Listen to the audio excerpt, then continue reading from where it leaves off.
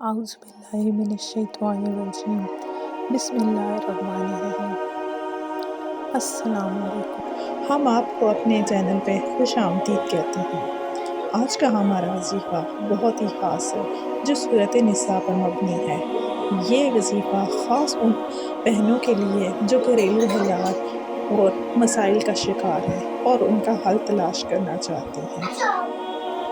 یہ ایک ایسا وظیفہ ہے جو آپ میں روحانی سکون اور رشتوں میں محبت پیدا کرتا ہے۔ یہ وظیفہ خاص ان بہنوں کے لیے ہے جو کسی نہ کسی گھریلو مسائل کا شکار ہیں اور ان کا حل تلاش کرنا چاہتی ہیں۔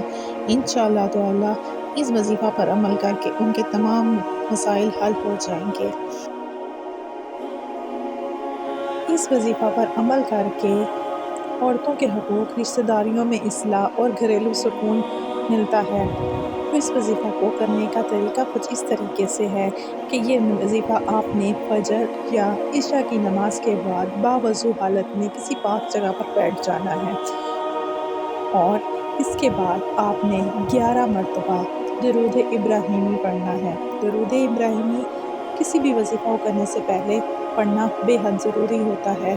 یہ ہماری دعاؤں میں جان ڈال دیتا ہے اور ہماری دعا کو قبولیت کے اور نزدیک کر دیتا ہے۔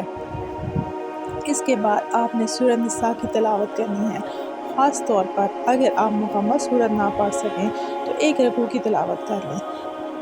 بہتر ہے کہ آپ مکمل سورت کی تلاوت کریں، لیکن کسی وجہ سے آپ نہیں پڑھ سکتے تو آپ اس کے ایک رکوع کی تلاوت کریں۔ اس کے بعد آپ نے اللہ تعالیٰ سے دعا کرنی ہے اپنی حاجت کے لیے، اپنی زندگی میں آسانی پیدا ہو اور برکت ہو اور اللہ آپ کی مشکلات کو آسان فرمائے۔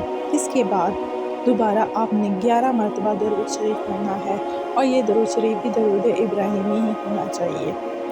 نیت کا خالص ہونا کسی بھی وظیفہ کے لیے بے حد ضروری ہے۔ آپ کی نیت صاف ہوگی تو اللہ تعالیٰ آپ کی دعا جلد قبول فرمائیں گے۔ اس وظیفے کی مدت 21 دن ہے۔ جب تک آپ کی دعا قبول نہیں ہوتی آپ نے اس وظیفہ کو کرنا ہے نیک نیتی اور کے ساتھ اور نیک حاجات کے ساتھ۔ اس بات کا خیال رکھیں کہ آپ جو وظیفہ کر رہے ہیں اس سے کسی کو کوئی نقصان نہ پہنچے یا کسی کے حق تلفی نہ ہو۔ اللہ تعالیٰ مدد فرماتا ہے ان لوگوں کی جو دوسروں کے لیے صلہ رحمی رکھتے ہیں۔ تو یہ تھا ہمارا آج کا وظیفہ۔